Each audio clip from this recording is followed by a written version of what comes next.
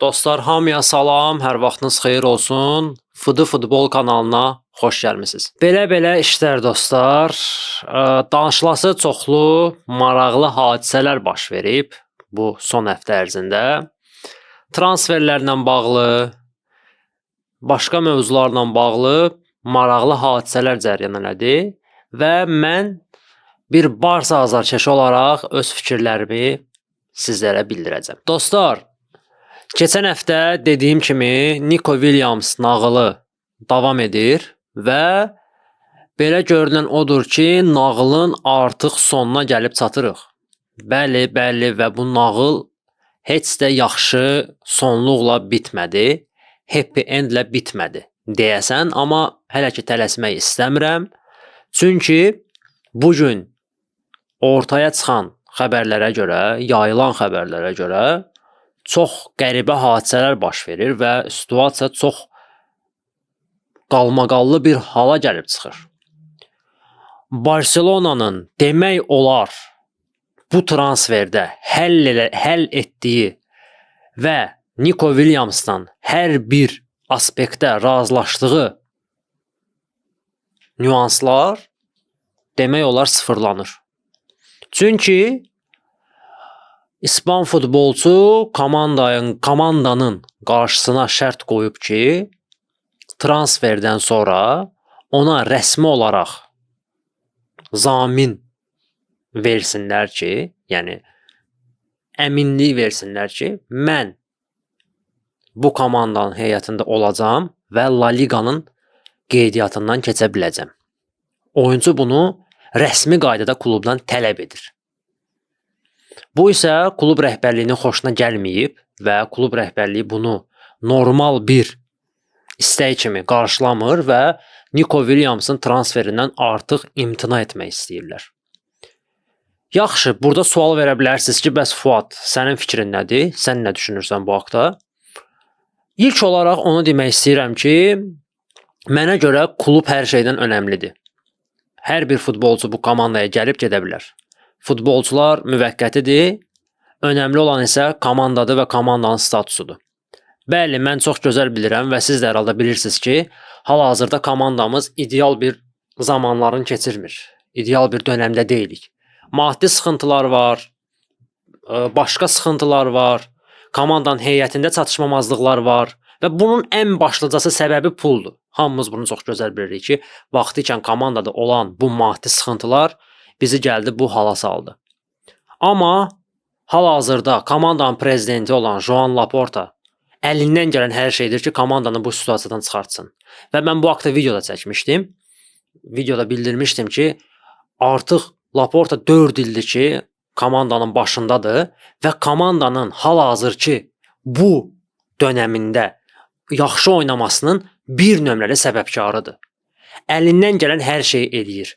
Komandanın 1 milyarddan çox borcu var idi. Hal-hazırda komandanın borcu 300-400 milyon arası avro qiymətləndirilir. Yəni bu özü böyük bir addımdır və komanda hər il daha da güclənir. Bəli, burada mən Nico Williams'ı da başa düşürəm. Nico Williams'ı da qınamaq olmur. O da istəyir ki, garanti verən olsun ki, mən gələcəm komandaya və oynayacağam. Pau Victor'la Dani Olmo'nun başına gələnlərin mənim başıma gəlmə ehtimalı da ola bilər və buna görə o garanti istəyir. Okey. Amma Dani Olmo Barsa'ya transfer olunanda o belə bir tələblə gəlməmişdi. O inanmışdı komandaya. O dedi, mən inanıram. Bəli, komanda ona verdiyi sözü tam olaraq yerinə yetirə bilmədi, tuta bilmədi. Biz min əziyyətlə Olmo'nun mövsümün sonuna kimi oynada bildik. 1 oyun oynamadı, 5 oyun oynamadı, nə bilim La Liga orada apellyasiya verdi, klublar etiraz eləməyə başladı. Amma Dani Olmo səbirli oldu və komandaya olan sevgisini və hörmətini göstərdi. Bəli, bu əlbəttə ki, heç bir futbolçu istəməz ki, bu situasiyaya düşsün. Amma Olmo buna dözdü. Nico isə bunu istəmir. Nico deyir, yox, mən garanti istəyirəm. Mənə garanti verin ki, mən oynayacağam və La Liqadan qeydiyyatdan keçə biləcəm. Özü də bunu rəsmi surətdə, yəni sənəddə istəyirlər. Bu da onun şəxsi seçimidir. Yəni komanda bunu edə biləcək bilmirəm və yaxud etmək istəyəcək bilmirəm. Amma komanda ən azından deyib ki, sən oynayacaqsan, bu problemi biz həll edəcəyik, sən narahat olma. Əgər komandaya sevgi varsa, komandada doğrudan da ürəkdən oynamaq istəyi varsa, Nico Williams üçün belə şeylər ikinci dərəcəli bir problemlər olacaq. Amma əgər Nico Williams sırf olaraq özün düşünürsə burada, onun üçün bəli, bir nömrəli prioritet budur ki, mənə qaranti verilsin ki, mən oynayım. Bilbao özü də bu transferlə bağlı La Ligaya şikayət etmişdi. O haqqında video çəkmişdim mən. Ki, yəni güya ki, Barselonanın fair play qaydalarına uymur və komandanın maddi vəziyyəti ona icazə vermir ki, o bu oyuncunu transfer eləsin. Okey, mən bu ilə razıyam. Bəli, komandanın indi maliyyə fair play qaydalarında bəzi sıxıntıları var. Ola bilər. Bir üstəgəl bir qaydasına əlbəttə qayıtmamışıq. Yəni VIP oturacaqların satışından əldə etdiyimiz gəlir hələ ki aktiv olmayıb. Amma adama deyərlər, Bilbao, bunun sənə nə dəxli var? Səni incidənin adı nədir? Səni incidənin adı bir şeydir. Sən istəmirsən ki, Nico Williams'ı Barsaya transfer edəsən. İstəyirsən ki, Nico Williams getsin Bavariyaya və yaxud başqa bir kluba getsin. Sənin istəyin budur. Sənin qarnının ağrısı budur. İstəyirsən ki, o Barsaya transfer olmasın. Bu qədər sadə. Yəni bunu uzatmağın adı yoxdur. Burada maliyyə fair play bəhanəsini uydurmağın və yaxud digər ikinci dərəcəli problemlər uydurmağın heç bir mənası yoxdur. Amma açıq-aşkar bunu deyə bilmirlər ki, biz istəmirik ki, Nico Williams Barsaya transfer olsun. Çünki La Ligada olan komandanı gücləndirmək istəmirik. Budur bunların qarın ağrısı. Qardaş, sizə oyunçunun sərbəst qalma məbləğini ödəyir klub, oyunçunu transfer eləyir.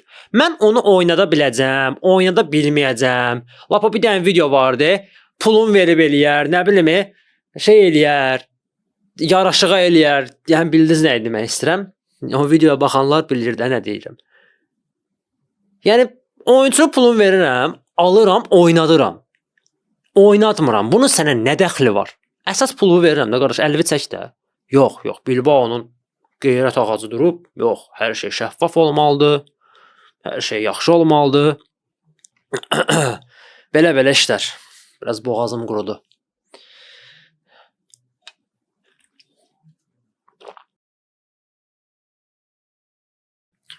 Belə dostlar, davam edək. Məncə Nico Williams haqqında yetərincə danışdıq və Nico Williams gəlsə də gəlməsə də biz komandanın arxasındayıq. Nico Williams olmayacaq, flankəs olacaq. Heç bir oyuncu bu klubdan artıq ola bilməz. Heç bir oyuncu. Və yeri gəlmişkən, Nico Williams'dan avtomatik keçirəm onun əmisi uşağına, Lamine Yamala. Deyəcəksiniz ki, Lamine Yamalın bu söhbətə nə dəxli var? Amma var. Lamine Yamalın həyat tərzi, Lamine Yamalın obrazı, idealı olan insanlar, əyləncə üsulları düzün desəm məni biraz narahat edir. Bayaqçı sözümə qayıdıram. Heç bir oyuncu bu klubdan artıq deyil. Hər bir oyuncuyla sağollaşa bilərik bu dəqiqə. Və buna mən razıyam. Lamine Yamal da onlardan biridir. Bəli, Lamine Yamalda böyük perspektiv var. Lamine Yamal möhtəşəm bir futbolcu ola bilər. Lamine Yamal adın tarixə yaza bilər. Artıq yazmağa başlayıb. Amma bir nüans var. Lamine Yamalın necə deyərlər, loru dillə desək, bagajı qalxmağa başlayır. Qabaq prujinlərini kəsib, arxa prujinlərini qaldırıb. Bilmirəm bunu hiss eləmisiniz yoxsa yox. Bax, mənim qorxduğum budur. Qorxduğum da deməyim, yəni ehtiyat elədiyim bir şey budur. Oynamayacaq, Fatih'in gününə qalacaq, öz problemidir. Fatih kimi zədə almasın, mən onu gözləmirəm. Tək zədə almasın. Yəni Allah onu zədələrdən qorusun, o başqa məsələ.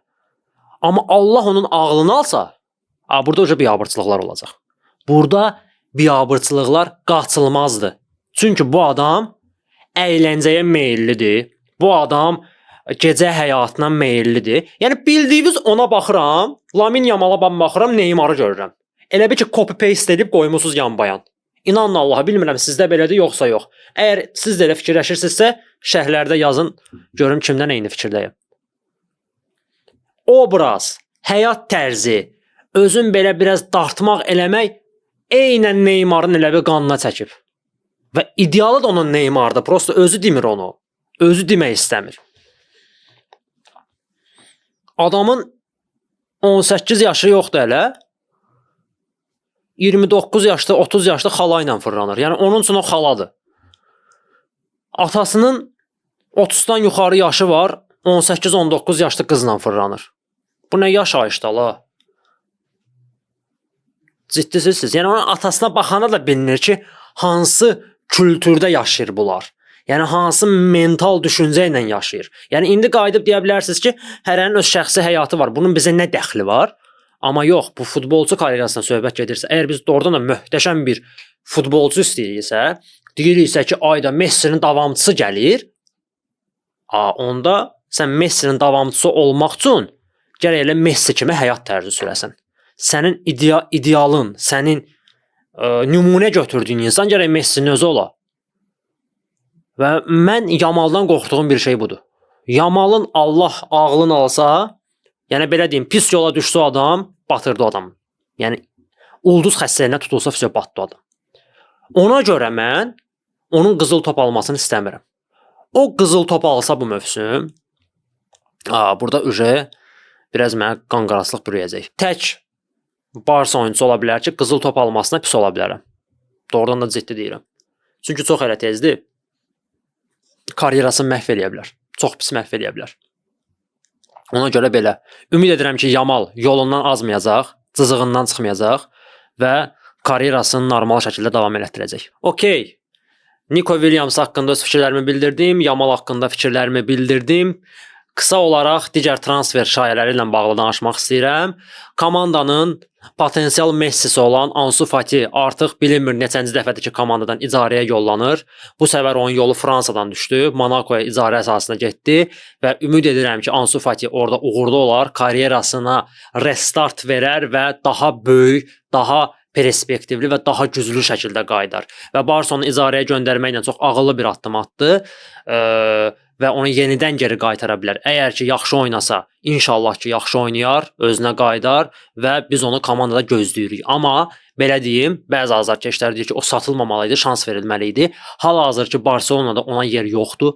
Bugünkü Flikin komandasında o heç nə edə bilməz və onun şansı sıfıra bərabərdir. Ən gözəl variant Fransa çempionatıdır, rəqabət zəifdir və inanıram ki, orada o öz karyerasına restart verəcək. Digər transfer şayələri yayılıb. Bu Marcus Rashforddur. Bu haqqda da mən danışmışdım. Barcelona Rashfordu icarəyə götürmək istəyir Manchester Uniteddən və məncə Rashford bugünkü Barcelona üçün ideal bir transfer olar. Əvəzedici kimi, Lewandowski'nin əvəzedici kimi çox gözəl bir oyuncu olar. Sürətli oyuncudur, potensiallı oyuncudur və inanıram ki, Flick ona əl qatsa daha güclü ola bilər və komanda bu transferi düzün desəm biraz arxain şəkildə baxır. Yəni inanırlar ki, o transfer asan bir transfer olacaq və o transferi biraz vaxtını uzadıblar. İyul ayının sonlarına planlaşdırırlar. Bu dəqiqə əsas prioritet yenidən Nico Williams'dır, amma bayaq dediyim kimi artıq belə problemlər çıxır. Yenidən biz son məqamda Nico Williams'dan nəsə cırmaşmalıyıq. Bilmirəm niyə belə olur. Amma nəysə, Marcus Rashfordun transferi məncə yaxşı transfer olar. Bəli, bizim istədiyimiz top səviyyəli hücumçu deyil, okey. Amma nəzərə alsaq ki, bu Lewandowski'nin bu mövsüm sonuncu mövsümüdür Barsada və növbəti il olmayacaq və həmin yay, yəni 2026-cı ilin yayında Lewandowski'nin yerinə daha top səviyyəli, daha belə premium class oyuncu ala bilərik.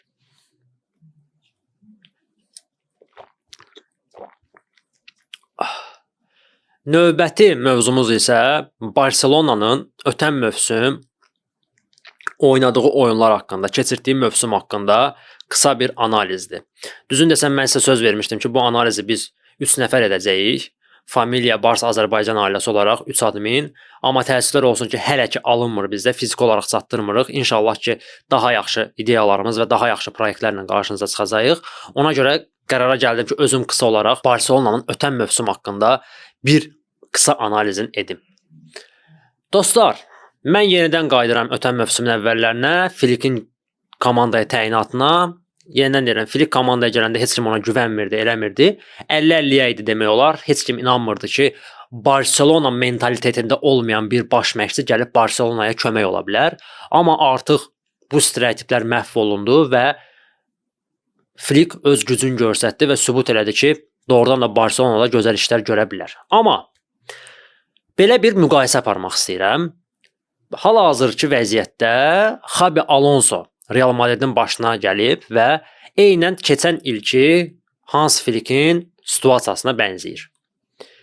Deməli, Hans Flick komandanın başına gələndə oyunlar oynandı, mövsüm öncəsi oyunlar oynanılırdı, yoldaşlıq oyunları. Sonra Joan Gamper kuboku oldu, Monaco oynayırdı Barsa, 3-0 onlara uduzdu. Hamı başladı Flick'i qınamağa ki, bu futbol deyil, biz Monaco'ya uduzuruqsa bizdən heç nə olmayacaq.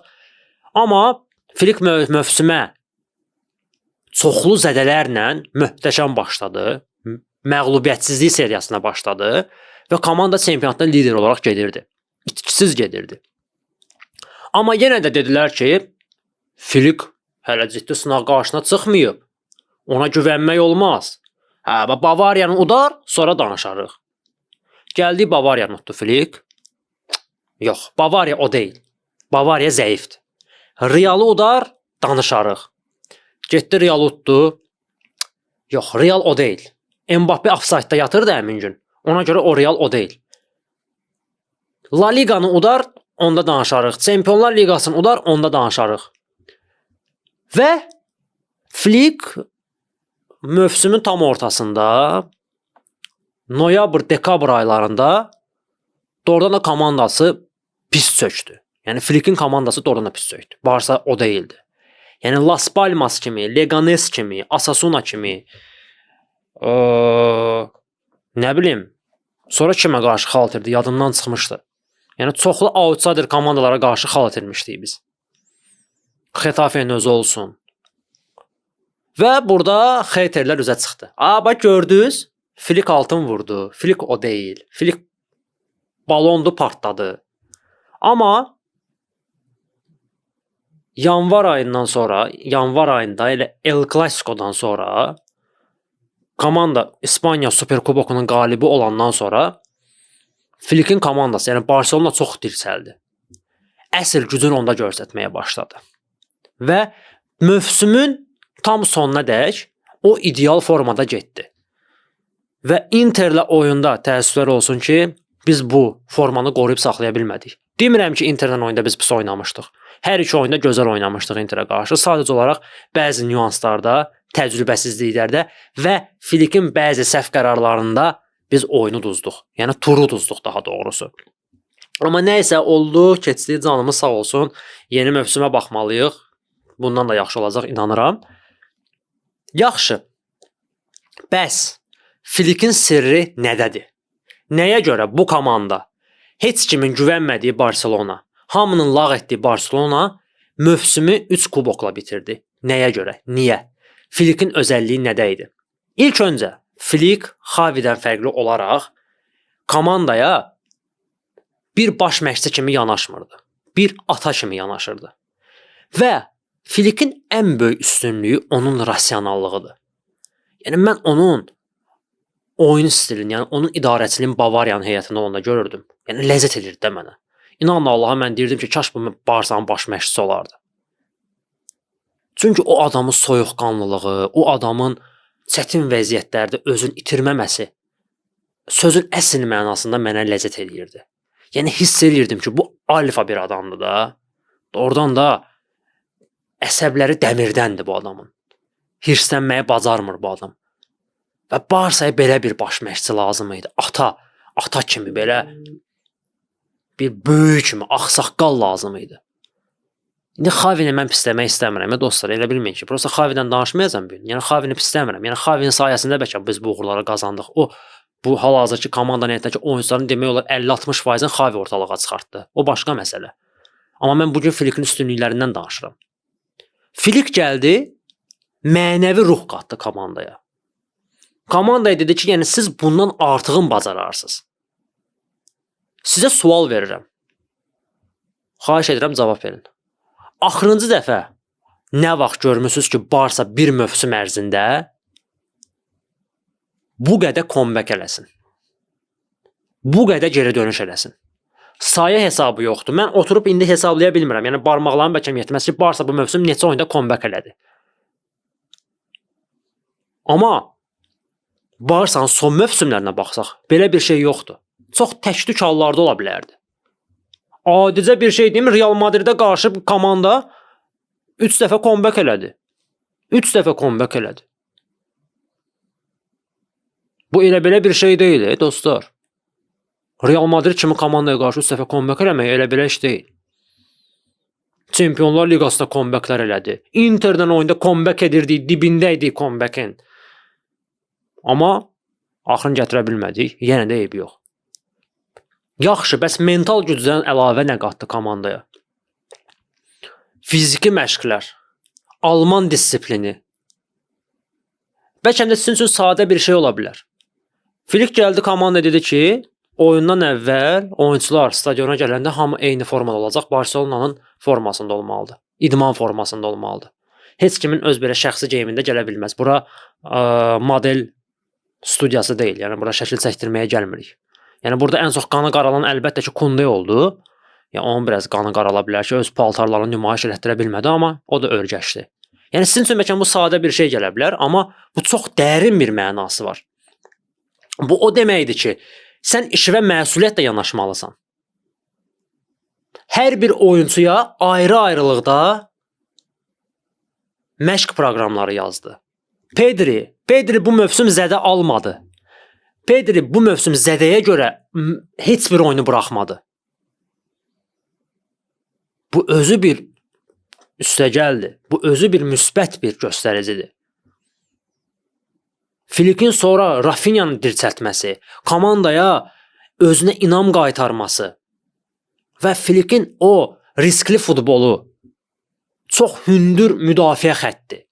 Bunu heç kim gözləmirdi Barsadan. Yəni ümumiyyətlə futbol tarixində belə bir şey olmamışdı. Hansısa bir komanda bu dərəcədə hündür müdafiə xətti ilə oynasın. Belə bir şey görülməmişdi. Flick bu ilə tarixə keçdi. Doğrudan da tarixə keçdi. Yəni belə bir futbol biz görməmişdik. Heç bir komanda belə oynamamışdı. Və bu taktika ilə o komandanı demək olar hər bir turnirdə ən yüksək yerlərə gətirdi. Mövcud 4 titulun 3-ünü qazandı. Birində isə ən axırıncı addımı səhv atdı.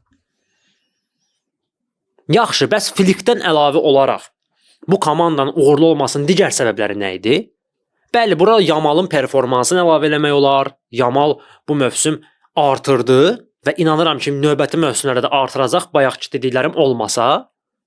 Rafinha'nın belə hiper partlayışı oldu. Lewandowski mövsümün birinci yarısında möhtəşəm oynadı. Casado kimi oyunçunun doğrudan da belə başqa cür bir şey olduğunun ortaya çıxarılması, Inigo Martinez'in ikinci cavanlıq yaşaması, Balde'nin özünə gəlməsi. Yəni hər şey burada üst-üstə düşdü. Amma burada bəxt amilləri də var. Bunu da yaddan çıxarmaq olmaz. Bu mövsüm Barselonanın bəzi aspektlərdə bəxti də gətirdi. Bura zədələri əlavə eləmək olar. Zədələr Barsada minimum dərəcədə oldu. Gəlin Real Madridin zədələrinə baxaq, Barselonanın zədələrinə baxaq. Yəni Barsada mövsümü bitirən cəmi bir oyuncu var idi. O da Bernal idi. Tam mövsümün əvvəlində zədələndi. Daha sonra Ter Stegen zədələndi. Bəli, açığı deyim, Ter Stegenin zədəsi nə qədər ciddi görsənsə də bir o qədər də önəmli bir zədə deyildi. Və yaxud Bernalin zədəsi. Çünki komandada onları əvəz edəcək oyuncular var idi. Şestin gəldi komandanın köməyinə. De Jong'un belə artırması. Mən De Jong'u həmişə pisləyirdim. Mən həmişə deyirəm, De Jong doğrudan da bu mövsüm hər aspektdə inkişaf elədi. Həm mənəvi inkişaf elədi, həm fiziki inkişaf elədi, həm öz keçmiş oyununa qayıtdı. Flick onda elə bil ki, kapitanlıq ruhunu oyatdı. Mənə elə gəlir ki, Flick ona bir dənə şillə vurdu ki, qardaş, ayla sən komandanın kapitanısan. Sən özünə gəl, biraz kişi kimi oyna. De Jong biraz yumuşaq oyuncudur axı. Naza çəkir özünü, belə biraz çəkinir elə bil, qorxur, belə çox belə empat oyuncudur.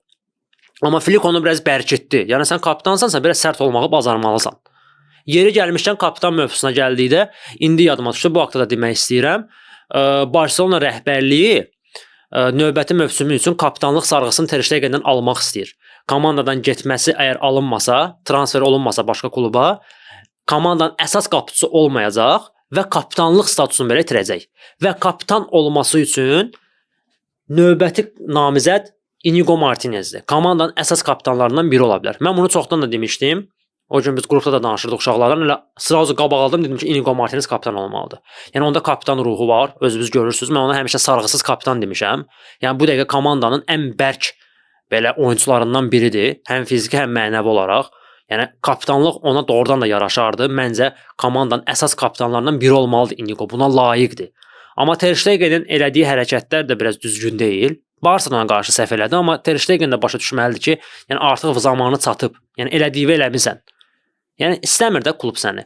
Hamısı müqavilə imzalayanda, komandaya transfer olanda qayıdıb deyirlər ki, komanda məni istəyənə qədər burdayam. Amma komanda deyəndə ki, yox, biz səni istəmirik, yox, mən qalmaq istəyirəm, müqaviləmi oynamaq istəyirəm. Komanda deyir, istəmirəm də səni. Get də, yəni istəyirəm ki, xoşluqla gedəsən.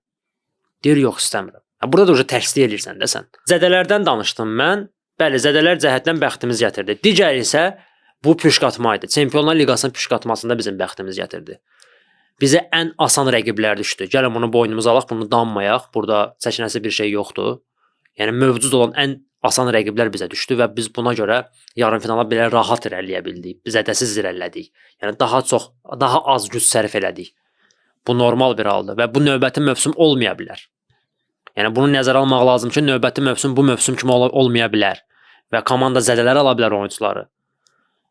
Püşkatmalar çətin ola bilər. Yəni indi mən qrup mərhələsini saymıram. Liqa mərhələsini saymıram. Yəni play-off'u deyirəm. Ona görə yəni komanda güclənməlidir. Və burada mən bir əlavə eləmək istəyirəm. Bu son fikrimdir mənim. Mən burada Erik Garcia haqqında danışmaq istəyirəm. Doğrudan da hamımız onu yaddan çıxarırıq. Erik Garcia bu mövsüm mənə görə ən yaxşı oyunculardan biri idi komandada. Bəli, digər əsas oyuncular kimi belə komandanın prioritet oyuncusu deyil, amma çıxdığı hər bir oyunda ideal oynadı. Hər bir oyunda canın qoydu və döyüşkən ruhunu göstərdi. O biraz özünə inansa, biraz özünə inamı artsa, məncə möhtəşəm müdafiəçi ola bilər. Sadəcə olaraq elə bir özünə inanmaq istəmir o. Elə özün elə orta səviyyəli bir müdafiəçi kimi hiss eləyir. Yəni qorxur bir addım atmağa, qorxur bir level aşmağa. Yəni ən çox onu bilirsiniz mən hansı anlarda bəyəndim? Kunde'nin zədəsindən sonra mövsümün tam sonunda adam mövsümün son 4-5 oyunun sağ cinah müdafiəçisi kimi oynadı. İdeal oynadı. Bildiyiniz ideal oynadı da adam. Həm müdafiəyə kömək eləyirdi, həm hücuma kömək eləyirdi. Yamanla anlaşması super idi. Yəni inanıram ki, Erik Garcia belə davam eləsə, gələn mövsümdə komandaya çox xeyirli ola bilər. Ümumiyyətlə bütün oyunçulara inanırıq və inanırıq ki, komanda rəhbərliyi də normal, komandaya layiq oyunçular transfer edəcək. Səsində tutuldu. Xeyirli olsun. Və bizi sevindirəcəklər. Sevindirməsələr belə canları sağ olsun. Yəni biz bu klubu qələbəsinə görə sevmədik ki, məğlubiyyətinə görə də tərk edək. Ona görə Visca Barça, Visca Kataloniya, hamıya təşəkkür edirəm.